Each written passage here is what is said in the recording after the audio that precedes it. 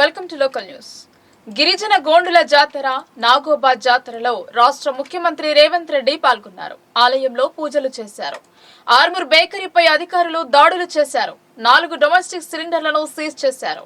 Cancer రహిత జిల్లాగా రూపుదిద్దడమే లక్ష్యంగా ముందుకు. తాగునీటి ఇబ్బందులు లేకుండా ముందస్తు జాగ్రత్తలు. మరిన్ని వార్తలు చూసే ముందు హెడ్లైన్స్.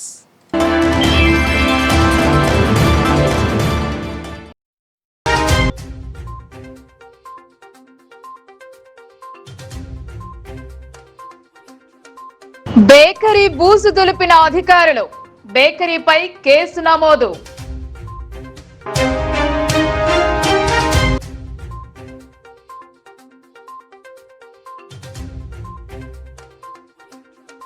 క్యాన్సర్ రహిత జిల్లాగా రూపుదిద్దడమే లక్ష్యం.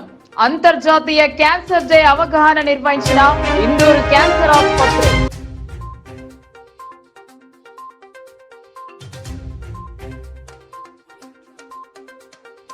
అలీసాగర్ ఫిల్టర్ బెడ్ ను సందర్శించిన మేయర్. తాగునీటి ఇబ్బంది లేకుండా చూడాలని ఆదేశం.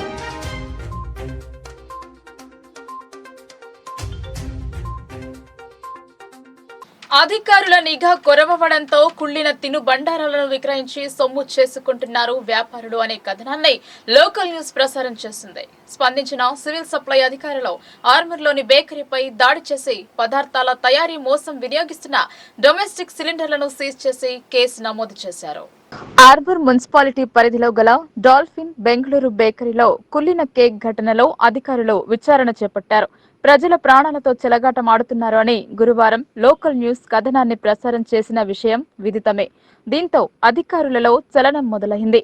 బేకరీలో తనిఖీలు చేసి హడలెత్తించారు సివిల్ సప్లై అధికారులు.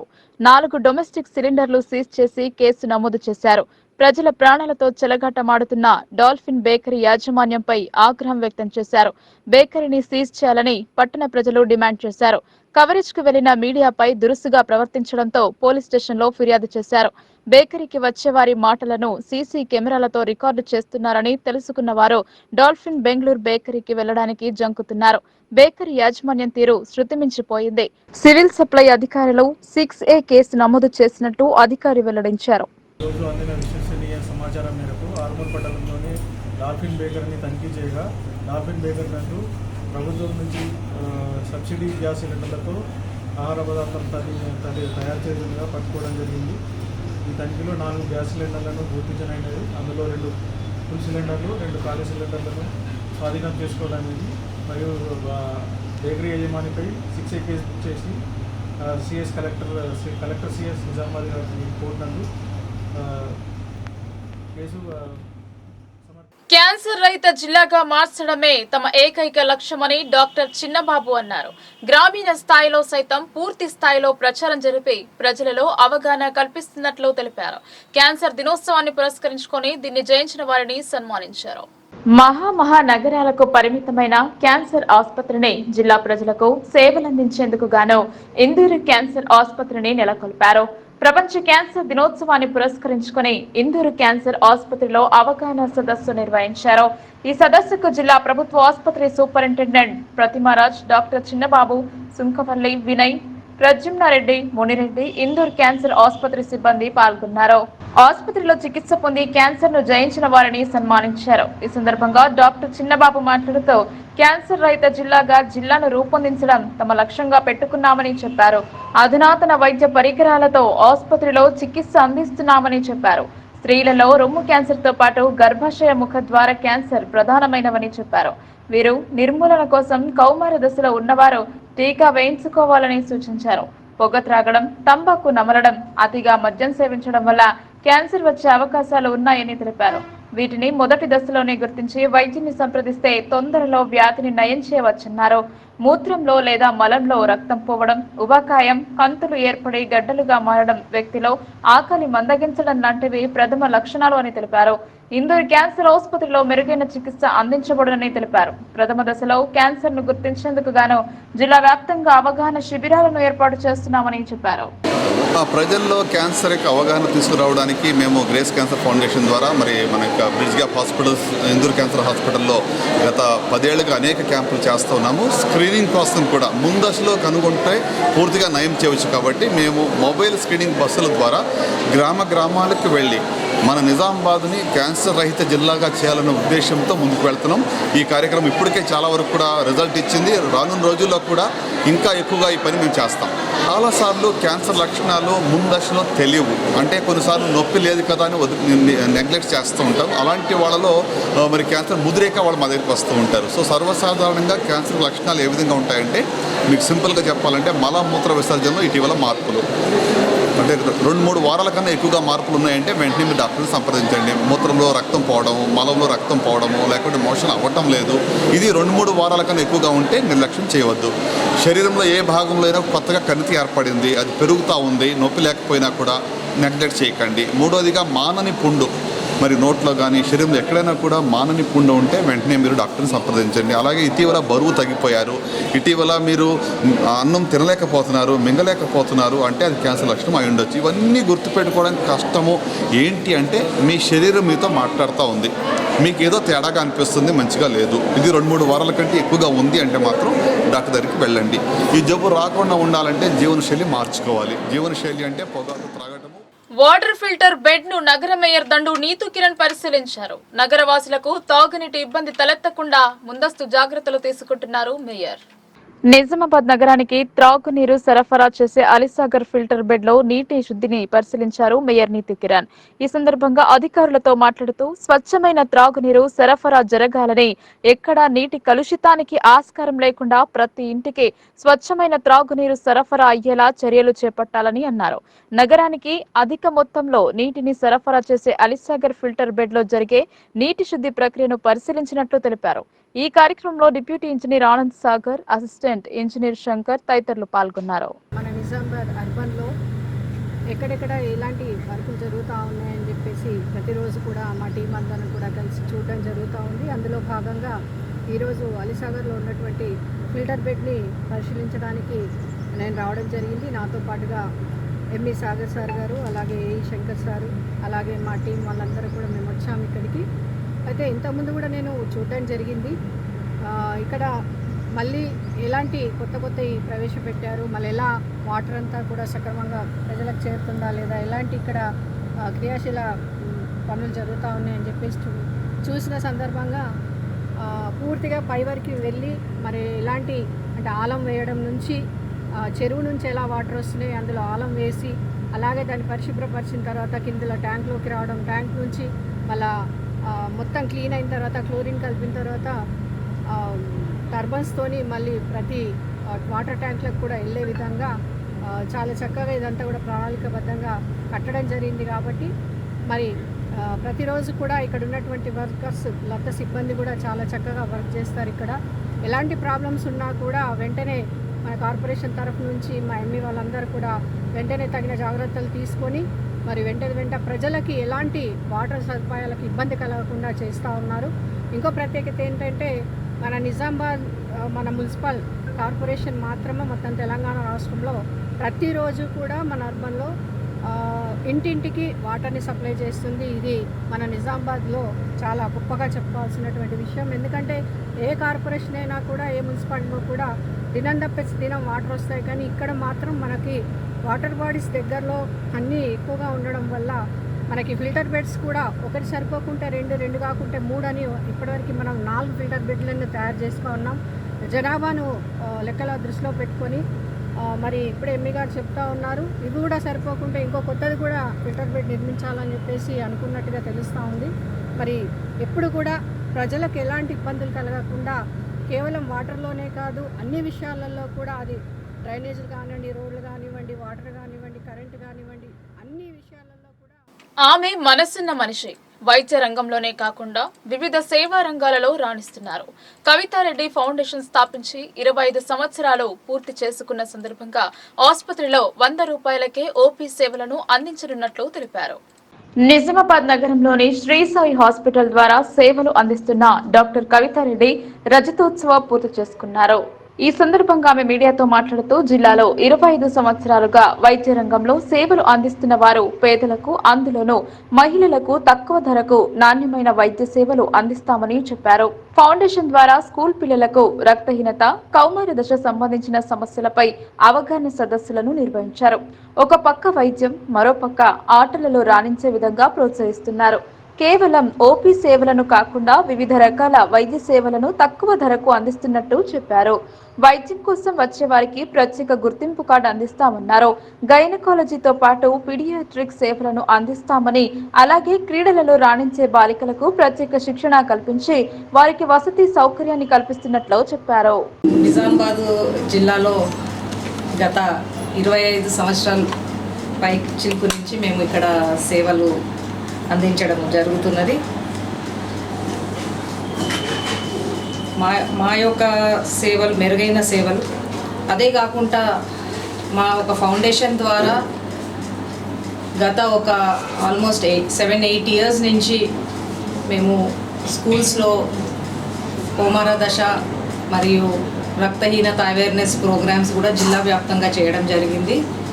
మా యొక్క ఫౌండేషన్ ద్వారా మేము 8,000 to 10,000 గర్ల్స్ 8th క్లాస్ నుంచి 10th class all government schools జిల్లా వ్యాప్తంగా మేము హిమోగ్లోబిన్ టెస్ట్ చేసి రక్తహీనత నిర్ధారణ చేయడం కూడా జరిగింది. మరియు నేను ఐఎంఏ అధ్యక్షులు తర్వాత కార్యదర్శి ఉన్నప్పుడు కూడా నిజామాబాద్ జిల్లా వ్యాప్తంగా సర్వైకల్ క్యాన్సర్ స్క్రీనింగ్, ఎందుకంటే ఇవాళ క్యాన్సర్ దినోత్సవం సందర్భంగా ఇది నేను అందరికీ కూడా చెప్పడం జరుగుతుంది. మేము cervical cancer screening programs around 2.5 lakh women 25 సంవత్సరాల నుంచి 60 సంవత్సరాల వరకు స్త్రీలకు మేము క్యాన్సర్ స్క్రీనింగ్ కూడా చేయడం జరిగింది. తద్వారా మనము కొందరికి క్యాన్సర్ కూడా డిటెక్ట్ చేసి దానికి ట్రీట్మెంట్స్ కూడా మన గవర్నమెంట్ హాస్పిటల్ ఇందూర్ క్యాన్సర్ హాస్పిటల్లో చేయించడం జరిగింది. ఇక ముందు 25 సంవత్సరాలు మనము అందించిన సేవలే కాకుండా ఇన్ని సంవత్సరాలు నిజామాబాద్ ప్రజలు మమ్మల్ని గుర్తించి మా యొక్క సేవలను గుర్తించిన సందర్భంగా మేము మా కవితారెడ్డి హెల్త్ ఫౌండేషన్ ఆధ్వర్యంలో మేము ప్రజలకు ఇంకా మెరుగైన సేవ, అది కూడా తక్కువ రేట్స్లో అందిస్తామని మా ఒక ఆలోచన. OP out patients only 100 rupees పెట్టి, అది కూడా వైట్ కార్డ్ హోల్డర్స్ మాత్రమే ఇది. అండ్ ఎవరైనా కూడా సర్జరీస్కి అడ్మిట్ అయినా కూడా, లేకపోతే పిల్లలు పీడియాట్రిక్ సైడ్ అడ్మిట్ అయినా కూడా వాళ్ళకు కూడా చాలా తక్కువ రేట్లో, కన్సెషనల్ రేట్లో ఇన్పేషెంట్స్ సేవలు కూడా అందిస్తామని మా యొక్క హెల్త్ ఫౌండేషన్ ద్వారా మేము ఇదొక నిర్ణయం తీసుకోవడం జరిగింది. సో నేను నిజామాబాద్ ప్రజలను కోరేదేమంటే, ఈ యొక్క మా సేవలు మీరు స్వీకరించి దీన్ని సద్వినియోగం చేసుకుంటారని. ముఖ్యమంత్రి రేవంత్ రెడ్డిపై మాజీ ఎమ్మెల్యే కుర్ర సత్యనారాయణ వ్యాఖ్యలను వెనక్కి తీసుకుని క్షమాపణ చెప్పాలని తెలంగాణ ఎరుకుల గిరిజన హక్కుల పోరాట సమితి రాష్ట్ర అధ్యక్షులు కోనేరు సాయి కుమార్ డిమాండ్ చేశారు. మరోమారు అనుచిత వ్యాఖ్యలు చేస్తే ఖబర్దారని హెచ్చరించారు. జిల్లా కాంగ్రెస్ కార్యాలయం ఏర్పాటు చేసిన మీడియా సమావేశంలో కోనేరు సాయి కుమార్ మాట్లాడుతూ కుర్ర సత్యనారాయణపై మండిపడ్డారు. ఎరుకలకి, గిరిజనులకు అన్యాయం చేసిన సమయంలో ఏం చేశావని ప్రశ్నించారు. ఉద్యమకారులను సామాజిక వర్గాలకు చెందిన వారిని కాదని, ఇతర పార్టీ నుండి బీఆర్ఎస్ లో చేరిన వ్యక్తికి ఎమ్మెల్సీ ప్రతిపాదన చేయడం సరికాదన్నారు. మరోసారి సీఎం రేవంత్ పై అనుచిత వ్యాఖ్యలు చేస్తే సహించబోమని హెచ్చరించారు. ఎరుకల గిరిజనులకు అన్యాయం జరుగుతా ఉన్నది, దీనికి రేవంత్ రెడ్డి కారణమని ఆడలేక మధ్యలో ఓడన్నట్టు రేవంత్ రెడ్డి గారిని దీంట్లోకి లాగడం, రేవంత్ రెడ్డి గారి పైన మాట్లాడడం సరికాదు. ఎరుకల గిరిజనుల గురించి ఆయన గతంలో సంగారెడ్డికి వెళ్ళి బీజేపీ ఎమ్మెల్యే గెలిచిన కాలంలో ఎరుకల గిరిజనులు ఆయన వద్దకు పోతే, నేను ఎరుకల గిరిజనుల ఓట్లతో గెలవలేదు, నేను జనరల్ సీట్లో గెలిచినాను, ఏనాడు ఎరుకల గిరిజనులని కుర్ర సత్యనారాయణ గారు పట్టించుకోలేదు. ఆ పదవి పోయిన తర్వాత ఆయనకి ఎరుకల గిరిజనుల మీద ప్రేమ ఉట్టుకొచ్చేసి ఆయనతో గవర్నర్ గారి కోటాలో కేసీఆర్ గారు నామినేటెడ్ చేసిన తర్వాత ఇయ్యలేదో ఎరుకల గిరిజనులకు అన్యాయం జరిగింది. అన్యాయం గతం నుంచే జరుగుతున్నది, కొట్లాడుతూ ఉన్నాం. దానికి ప్రత్యక్ష పోరాటానికి మేము సంసిద్ధం అవుతూ ఉన్నాం. కానీ ఈయన మాత్రం ప్రస్తుత ముఖ్యమంత్రి వచ్చి కూడా 50 రోజుల కంటే ఎక్కువ కాలేదు. ఈయన పైన పుర సత్యనారాయణ గారు మాట్లాడడం అనేది చాలా తప్పు. గవర్నర్ గారు ఆమె విచక్షణాధికారంతో ఆమె ఎందుకు రిజెక్ట్ చేసిందో అది కేంద్ర ప్రభుత్వం కన్సర్నల్లో అది వారిని ప్రశ్నించాలి. అంతేకాదు కోదండరాం గురించి మాట్లాడుతూ ఉన్నాడు ఈయన. కోదండరాం ఒక రాజకీయ పార్టీ అని. అయ్యా డి రాజశేఖరరావు గారు రాజకీయ పార్టీ, మరి ఈయన రాజకీయ పార్టీ అంటున్నాం. ఆయన రాజకీయ పార్టీ కంటే ఎక్కువ కోదండరాం గారు తెలంగాణ ఉద్యమంలో ఆయన అలుపెరుగని పోరాటంగా ఒక ప్రొఫెసర్గా, ఒక అధ్యాపకుడిగా నీళ్లు నిధులు నియామకాలు ఆంధ్ర వలసవాదులు దోపిడీ చేసుకుపోతున్న విషయం అన్ని రంగాలలో కూడా వివరాలతో సహా బయటకు తీసి ఓ సంస్థ తరఫున తెలంగాణ ప్రజల్ని చైతన్యం చేసి జాగరూకం చేసినటువంటి ఒక గొప్ప వ్యక్తి కోదండరాం గారు. ఆయన రాజకీయ పార్టీ, ఆయన బురద జల్లి ఆయన గురించి మాట్లాడే హక్కు పుర సత్యనారాయణ. యాద్గార్పూర్ కు సర్పంచ్ ఎన్నికల్లో ఎస్సీ రిజర్వేషన్ వస్తే మళ్లీ సర్పంచ్ గా మిర్జాపూర్ విజయ సాయనను ఎన్నుకుంటామని గ్రామ ప్రజలు ధీమా వ్యక్తం చేశారు. ఈ సందర్భంగా మాజీ ఎమ్మెల్యే ఏనుగు రవీందర్ రెడ్డి కాంగ్రెస్ పార్టీ ఎల్లప్పుడూ మద్దతు ఉంటుందని అంటూ శాలువాతో సన్మానించి పదవి విరమణ శుభాకాంక్షలు తెలిపారు. నిజామాబాద్ జిల్లా కోటగిరి మండలంలోని యాద్గార్పూర్ గ్రామంలో సర్పంచ్ మిర్జాపూర్ విజయ సాయన్న పదవి విరమణ కార్యక్రమం నిర్వహించారు.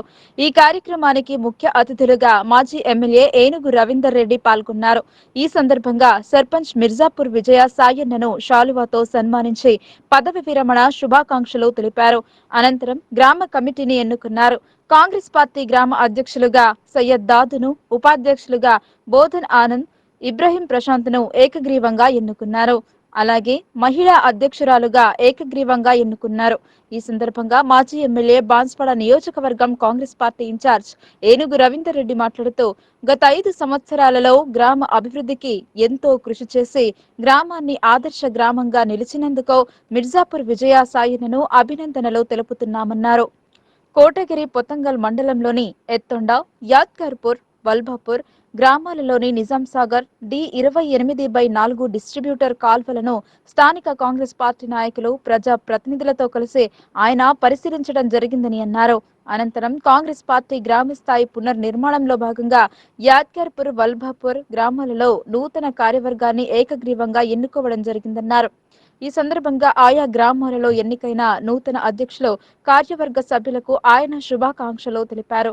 ఈ మంచి పనులు చేసే వారికి ప్రజాసేవలో పదవులతో సంబంధం లేదని, రానున్న రోజుల్లో ఇందిరమ్మ కమిటీలతో ప్రతి గ్రామంలో ఇందిరమ్మ రాజ్యాన్ని పునరావృతం చేసి నియోజకవర్గంలోని అన్ని గ్రామాలలో కాంగ్రెస్ పార్టీ బలోపేతానికి ప్రతి ఒక్క కార్యకర్త నడుం బిగించాలని అన్నారు.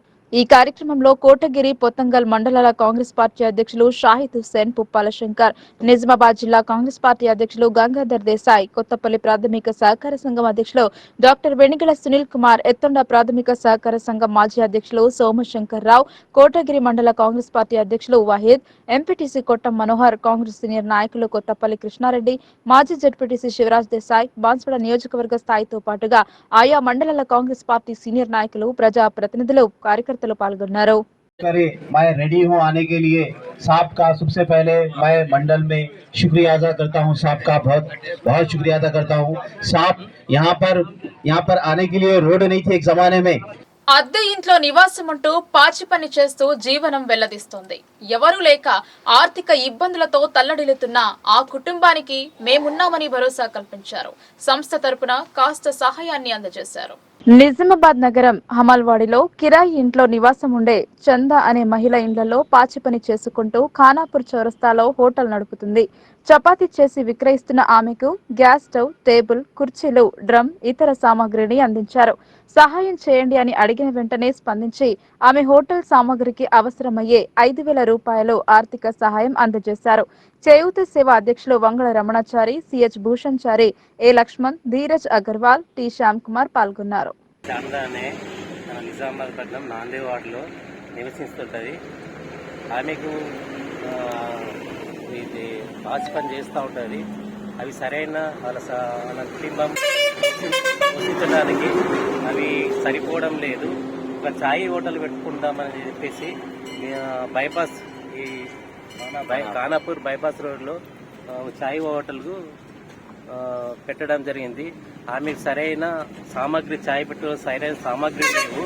మా లక్ష్మీ చేత సేవా సంస్థకు మా సభ్యునికి కలవడంతో మా యొక్క సేవ మేము ఇస్తామన్నట్టు డబ్బులు ఇస్తామని చెప్పడంతో మా లక్ష్మీ చేత సేవ నుంచి ఈరోజు 5,000 రూపాయలు ఆమె వ్యాపారం చేయడానికి ఛాయ్ హోటల్ అభివృద్ధి కొరకై ఆర్థిక సాయాన్ని చేయడం, సామాగ్రి కొనడానికై ఆర్థిక సాయాన్ని అందజేయడం చెప్పడం జరిగింది.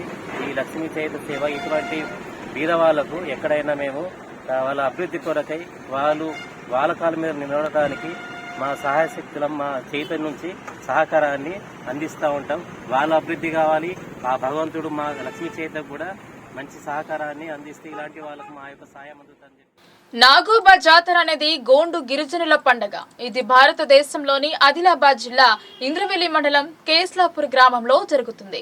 ఈ జాతరలో సీఎం రేవంత్ రెడ్డి పాల్గొన్నారు. అనంతరం ఆలయంలో పూజలు చేశారు. తెలంగాణలో రెండవ అతిపెద్ద గిరిజన గోండ్ పర్ధాన్ తెగలకు చెందిన మేస్రాం వంశంచే 10 రోజుల పాటు జరుపుకుంటారు. మేస్రాం వంశానికి చెందిన మహారాష్ట్ర, ఛత్తీస్గఢ్, ఒరిస్సా మరియు మధ్యప్రదేశ్ నుండి వచ్చిన గిరిజన ప్రజలు పండుగలో ప్రార్థనలు చేస్తారు. మేస్రాం వంశానికి చెందిన మహారాష్ట్ర, ఛత్తీస్గఢ్, ఒడిశా, కర్ణాటక, జార్ఖండ్ మరియు మధ్యప్రదేశ్ నుండి వేలాది మంది గిరిజనులు పండగ నాగోబా వద్ద ప్రార్థనలు చేస్తారు.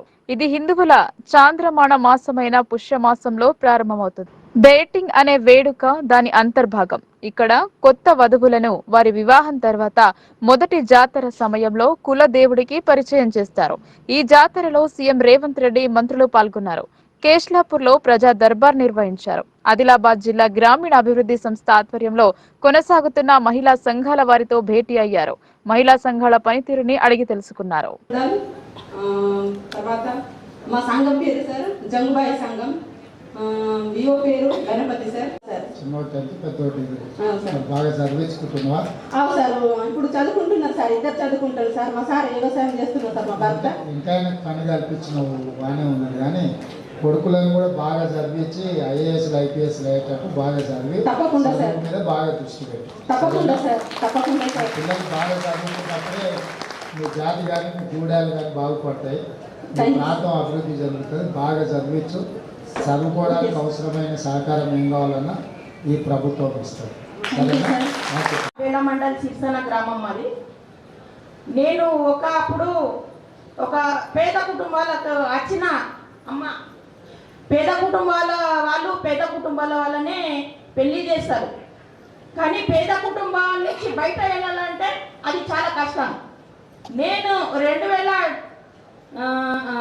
1998లో ఒక డోక్రా మహిళలని ఇంద్రమ్మ అప్పుడు గ్రూప్లు తీసినప్పుడు గ్రూప్లో చేరుకున్నా. నేను గ్రూప్లో ఎట్లా అంటే నాకు ఆలోచన కానీ చిన్న 2 హోటళ్ళు ఉన్నాయి, అక్కడ కూడా పోసిందని. సార్ ఎన్నో శాతం బట్టి వస్తుంది సార్. ముందు అయితే 25-20 రూపాయలు, ఇప్పుడైతే బాగానే 60-50-100 50,000 రూపాయలు ఇట్లా వస్తాయి సార్ లీటర్. ముందుకైతే చాకలి ఐలమ్మ పేరు విన్నావా? ఇస్నూరు ధరల మీద కొట్లాడింది. ఆమె కూడా ఊర్లో ఇట్లనే చిన్న భూమి నుండి వ్యవసాయం చేసుకున్నాడు. ఆమె భూమి పూచుకుంటే ఊకోలే, తిరగబడి కొట్లాడింది. రోజు రాష్ట్రంలో దేశంలో పేరు తెచ్చుకున్నాయి చాకలి ఐలమ్మ. సుశీలమ్మ, నువ్వు కూడా కష్టపడి బాగా అందరికి ఆదర్శంగా నిలబడు, పిల్లల్ని బాగా చదివించుకో. ఏం కావాలన్నా ఈ ప్రభుత్వం మహిళలకు అండగా నిలబడుతుంది. మీకోసమే, మీ మేలు కోసం. మహిళల చేతిలో నగదు ఉన్నప్పుడే పిల్లల చదువులకు కానీ ఇంటి ఖర్చులకు కానీ ఇంటి గౌరవం కాపాడేది మహిళనే. అందుకే పెద్ద సప్పట్లతో సాగుతుంది.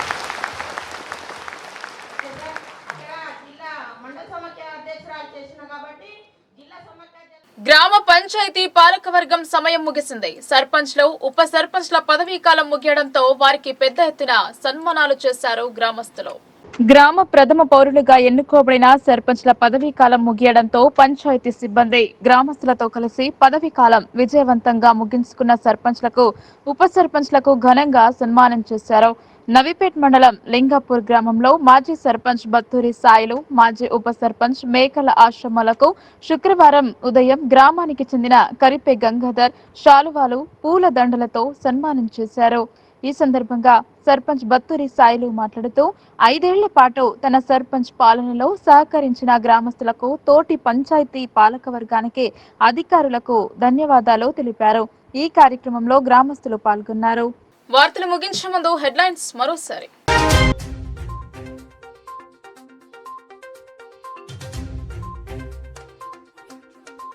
బేకరీ బూసు దులిపిన అధికారులు, బేకరీపై కేసు నమోదు.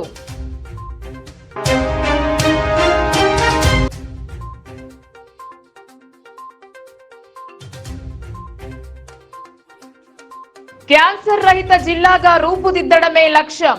అంతర్జాతీయ క్యాన్సర్ డే అవగాహన నిర్వహించిన ఇందూరు క్యాన్సర్ ఆసుపత్రి.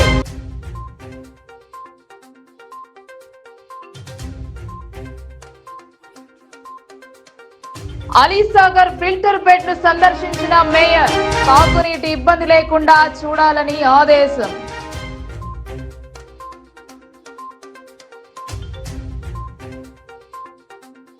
ఈ వార్తలు ఇంతటితో సమాప్తం. తిరిగి ప్రసారమయ్యే వార్తల్లో మళ్ళీ కలుద్దాం. అంతవరకు చూస్తూనే ఉండండి మీ లోకల్ న్యూస్. మన ఊరు మన వార్త.